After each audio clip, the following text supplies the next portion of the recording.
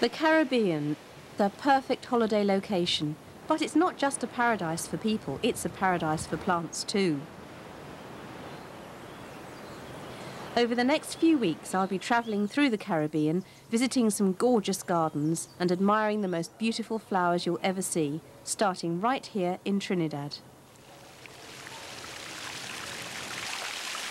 Before going to inspect the horticultural talent of Trinidad's gardeners, where plants are carefully cultivated and cared for, I wanted to see how they grow in the wild when left to their natural devices.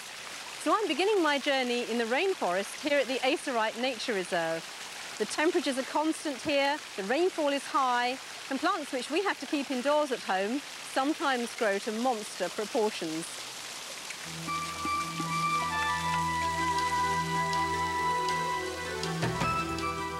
Trinidad is the most southerly of the Caribbean chain of islands, and you certainly feel the closeness and influence of the South American continent here.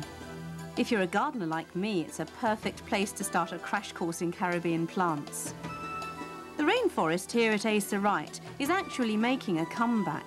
It was cleared at the beginning of the century to grow coffee and cocoa, but the plantation was abandoned until the 60s when the Nature Centre was set up.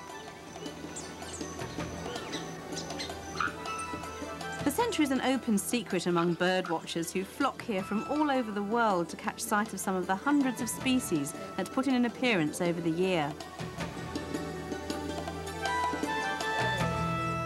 It's equally popular with plant lovers, and that's why I'm here. At first, all the plants look a little bit exotic and different, but eventually you get your eye in and start to recognise a few plants. There are actually some busy lizzies down there, which are very easy to recognise. This plant is a type of pentas, I think, which we do grow as a conservatory plant at home. And yes, all of this on the ground that looks a bit like grass turns out to be lots of little babies of the cypress that we often call umbrella plant. And you can actually see some of the little umbrellas poking up here and there.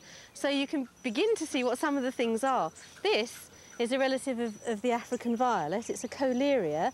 Again, a little bit unusual, but sometimes grown as a houseplant with these very long, velvety leaves. But a lot of these have been introduced, they're exotics to the islands, so that perhaps the plantation owners, when they had coffee and cocoa, would have planted these around the house and they've escaped. And a lot of them are growing along the roadsides as well. I recognise this. Its name is Sanchisia nobilis.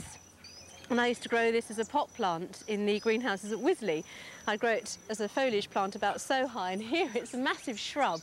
It's got really nice leaves with yellow veins, and it does have flowers as well, which the hummingbirds here really love. I've seen them going along, hovering expertly and just sticking their tongues straight down the funnel of the flower. There are so many things here. Great big philodendrons climbing up the sides of trees and clinging to them and going far, far higher than they would ever be able to do in our sitting rooms. And then you can see some of the native plants coming in as well. They're beginning to take over from where they cleared spaces for the coffee and cocoa, and now that's no longer grown. Plants like this, I think it's a cassia, they're the first march of the tropical forest taking over again.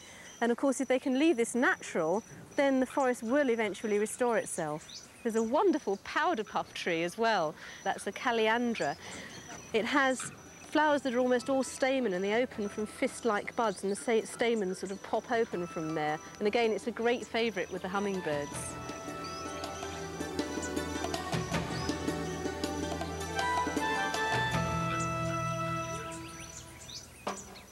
It's amazing to see all these tender plants producing such rampant growth without any help at all. But I was also keen to see how Trinidad's gardeners harness these excesses. I travelled south, heading for Valsayn, Trinidad's equivalent of Virginia Water, where I've heard Rita Barrow, a former president of the island's Horticultural Society, has created a showcase garden. To keep it looking so good, she certainly needs her incredibly disciplined approach to gardening. Rita, I admire your borders tremendously because they manage to be very sculpted and sort of informal and formal at the same time. I've had a few trial and errors. You know, I've had to put in and take out, and if I wasn't satisfied with the way they looked. And the blending of the colours make a great difference to the garden. I particularly like yellow.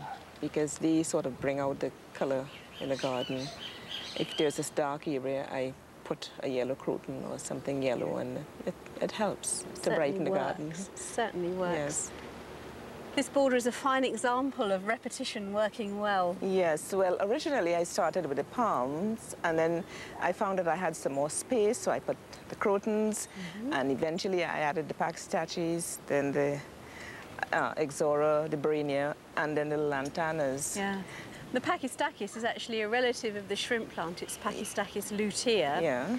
And this strange-looking mainly foliage plant is Brania nivosa, which is a native of the Pacific Islands. It's very pretty as a foliage plant and belongs in the same family as euphorbia. And there is a dwarf variety.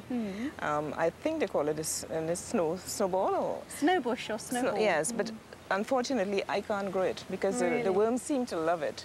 And I think in the tropics everything grows so fast, so luxuriantly that the worms, you know, they I love the way in Trinidad if you've got a pest, it doesn't seem to matter which pest it is, it's the worms. The little caterpillars. Oh, right. Let's rumba.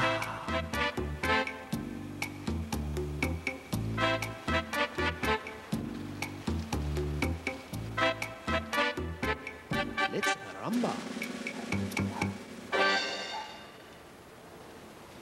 I particularly like this bed you have right in the lawn here. It looks like a three-dimensional carpet bed. Yeah, it is my idea of a little formal bed. It's nothing as great as what you will have in England. Oh, I think this looks very fine. It's totally in keeping.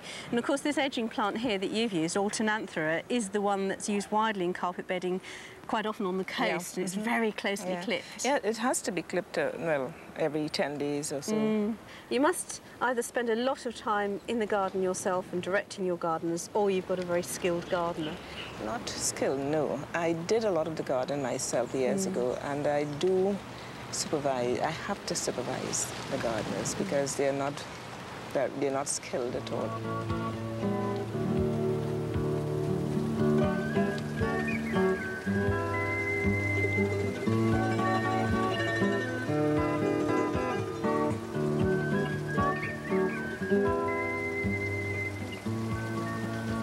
I love crotons. I love the color. Unfortunately, I do not know the names of all of them because I think I have over 60 different crotons here. Look at that one. Yeah, it's pretty, isn't it? Isn't it wonderful? Yes, It comes out like a sort of spiral. It's in danger of getting lost in there. Everything's growing over it. And is there at any time a point where they're likely to drop their leaves? Yes, if they're not watered enough, or if they're attacked by the spider mites, you'll see the leaves starting to drop, and then you know something is wrong.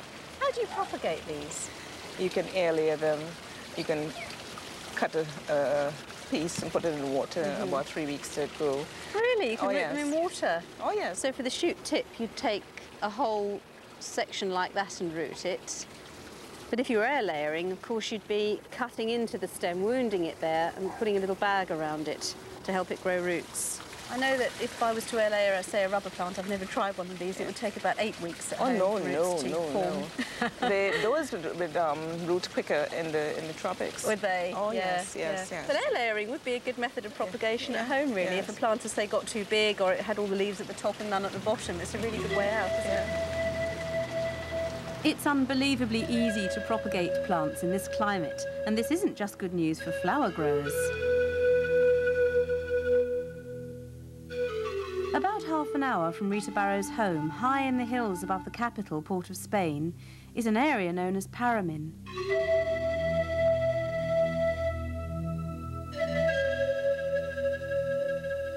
The gardens in this peaceful area produce an abundance of herbs and vegetables that are used in kitchens all over the island. The people of Paramin are descended from some of the original Spanish settlers who arrived on Trinidad 4 centuries ago. Well, I saw you go why. I saw you go out why. Nah. Nah, what's on, man? What's on? Yeah, the place will catch fire. They make their living from growing herbs, and in their isolated villages, the older members of the community still speak their own language, a curious mixture of French and Spanish patois. I went to meet one of the growers, Mr. Tardier, who offered to show me around his garden. Hello, Mr. Tardier. Hello. How are you? Not bad, and you? I'm very well, pleased thanks. to meet you. And you? Yeah. Now, we're in a very beautiful location here in the hills above Port of Spain in an area called Paramin. That's right. Why is it called Paramin? You see, why they call it Paramin is the trees they had here, they call the tree's name is Paramin. And so they named the place after the tree.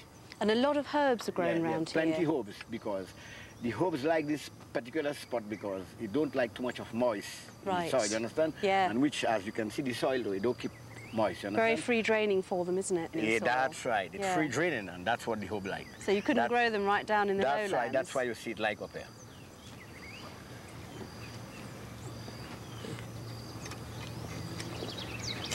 Well, this is thyme. Yes. This is very aromatic because the sun's on it all the time, isn't it? And what do you do? Put the plants in and just shear off periodically to sell in the market? Yes, you put it there when you sell into the market. You just cut it here. See here? Yeah. You cut it here, and it shoot back. Young. Right. Yeah. And these are the scythe, aren't they? And it go back, yes. And this one is the scythe also. You understand? Yeah. And what do you do about the scythe? You dig here. Take two and you leave one. You understand? Oh yes. Yeah. Yeah. See? So you harvest these, you leave one, and it bulks up again. That's right. Because it's a bit like a herbaceous plant. It just makes loads of stems. All the time, yeah. Well, we have a thing called chive, which must be really similar because it's sort of an oniony kind of flavour, isn't it? But our chive is much thinner leaved, and it grows into a big thicket, and it has pink flowers. Yes, but you all haven't got these? Not the fat one, no. Oh. No. I see you've got some marigolds over there. Marigold, yes. The marigold is very good for the garden. Yeah. Keep away the insect. It does, yeah. You ought to have more of it. And this one, come to me. This one is called ginger. This is ginger. Oh, yes, yeah. Now the ginger... Because you know what we often do with this? We'll plant it in pots and grow it as a house plant at home. That's right. Squealing? Not squealing, feeling good. Ah. Okay. Back against the cross, after that is still in good. The flowers grow all over Trinidad, seem to glow in everyone's backyard. The smile on your faces show that you are glad to enjoy the flowers of Trinidad. Pum pum pum pum pum pum pum pum pum pum pum pum pum pum pum.